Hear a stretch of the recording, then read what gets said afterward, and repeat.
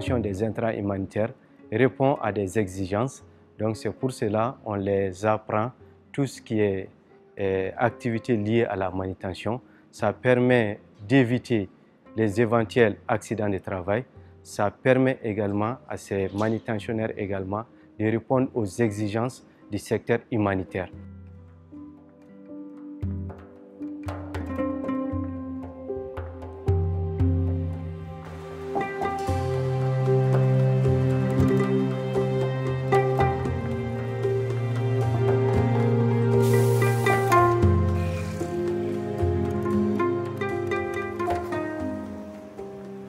Atlas Logistique, c'est une division technique et opérationnelle de l'organisation HI, Humanité et Inclusion, qui est spécialisée dans l'acheminement de l'aide en appui aux organisations humanitaires et au système humanitaire.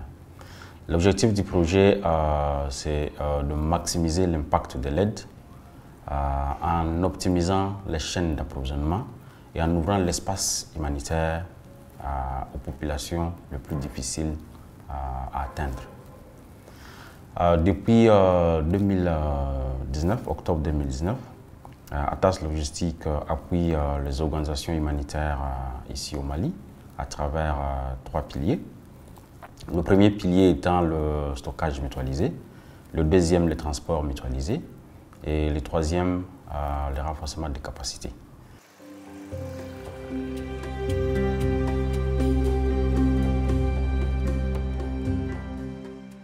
On intervient surtout dans des contextes d'urgence.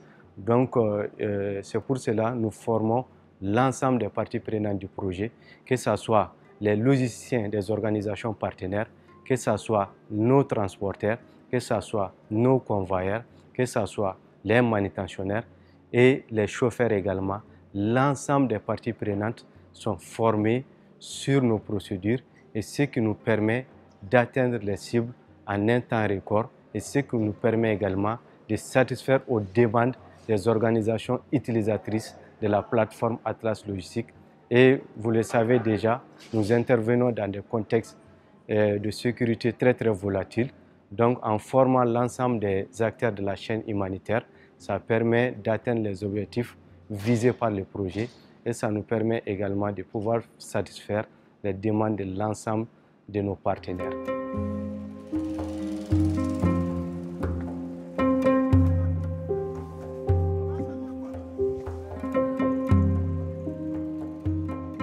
Nous travaillons avec plus d'une cinquantaine des organisations et chaque partenaire, on lui demande de nous envoyer la demande de stockage, ce qu'on appelle la DSL, la demande de stockage de services logistiques, et 3 jours avant de valider en fait son stockage pour la température dirigée ou pour la température ambiante. Et ce 3 jours nous permettra de créer de l'espace. Ce 3 jours nous permettra également de ne pas avoir plusieurs partenaires au même moment. Donc pour la température dirigée, c'est des médicaments essentiellement qui doivent être conservés entre 15 et 25 degrés Celsius. Donc ici à l'entrepôt, on a 5 climatiseurs et ces 3 climatiseurs qui sont H24 en marche et les 2 sont là pour en cas de panne pour l'alternance. Et maintenant, pour le transport, on a ce qu'on appelle les log tags pour le transport et on prend aussi des camions frigorifiques pour le transport. Et le suivi est fait par un convoyeur jusqu'à la destination finale. Donc, du coup, le log tag pour le transport permettra aux partenaires de vérifier à l'arrivée, à la destination finale, comment les chiffres de conservation de ces médicaments. Et nous avons également la température ambiante, ça c'est tout ce qui est matériel logistique.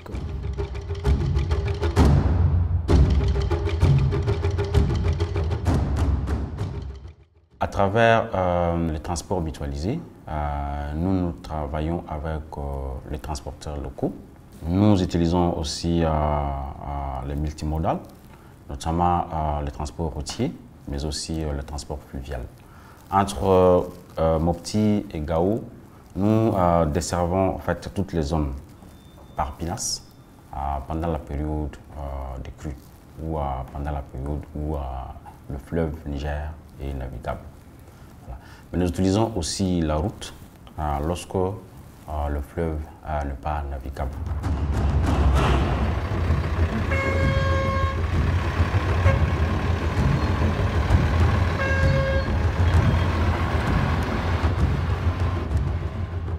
Nous avons en totalité 3 entrepôts. Un entrepôt à Mopti, un entrepôt à Gao et un entrepôt au niveau de Bamako. L'entrepôt de Mopti contient 2 bâtiments. Nous avons un bâtiment dont nous avons le bâtiment 1 qui contient uniquement les équipements logistiques. Et le bâtiment 2, ça c'est la température dirigée qui conserve uniquement les cartons des médicaments.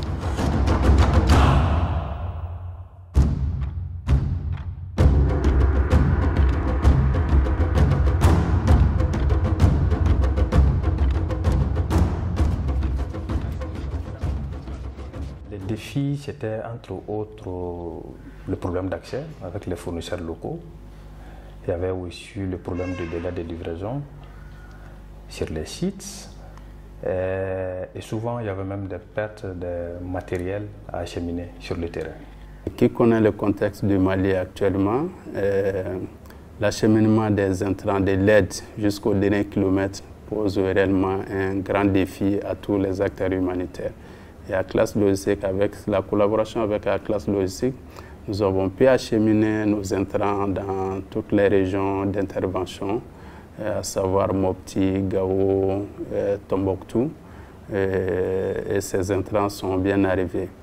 Et cela a permis réellement de renforcer la capacité des structures sanitaires que nous appuyons pour pouvoir offrir les services de santé sexuelle et reproductive à l'intention des femmes et des filles. Parce que dans ces zones reculées, l'accès aux services est un grand défi.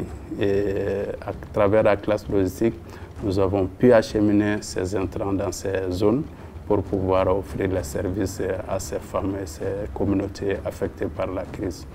Nous avons un budget limité, alors qui fait que nous n'avons pas la possibilité effectivement de prendre en compte tous les frais y afférents. Donc l'arrivée de Atlas a été vraiment très salutaire dans la vie de notre ONG à cet effet. Je crois depuis 2020, n'est-ce pas? Donc où nous avons saisi Atlas pour la première fois pour le transport de nos matériels agricoles très lourds, des matériels, des machines, des batteuses, des cortiqueuses très lourdes. Donc, et que Atlas a transporté franchement très facilement et avec ce qu'on appelle non seulement très facile mais très rapide. CVC Drain et Hachi, c'est en termes de bon partenariat et plus précisément Atlas Logistique. Nous avons vraiment un très bon partenariat avec Atlas Logistique en ce qui concerne de 1 l'envoi des fret, de 2 le stockage de nos marchandises et de 3 aussi il y avait la formation et le renforcement des capacités des partenaires que nous sommes.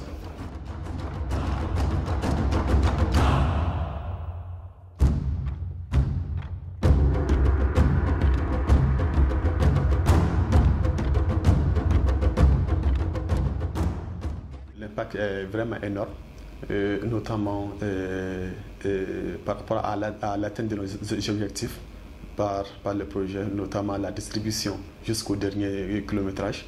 Et nous avons des bénéficiaires qui sont vraiment contents parce qu'on a pu les livrer des articles à temps. Des impacts positifs en termes de rapidité, de sécurité et même d'accéder à des zones très difficiles. La satisfaction, elle est là lorsque la mission est bien remplie. Parce que quand tu devrais transporter quelque chose d'un point à un autre et que ça se passe bien, il y a la satisfaction. Du coup, surtout que moi, j'ai adhéré à l'idée parce que c'est un service humanitaire et qui a assisté vraiment les gens qui assistent aux personnes en besoin. Donc, contribuer à ce travail-là, c'est vraiment noble.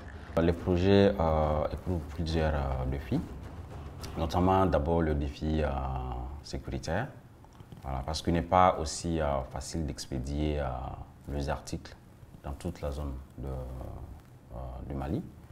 Voilà, il arrive de temps en temps que nous stockons le matériel de partenaires pendant plusieurs mois chez nous, parce que l'accès sécuritaire ne permet pas d'acheminer les articles.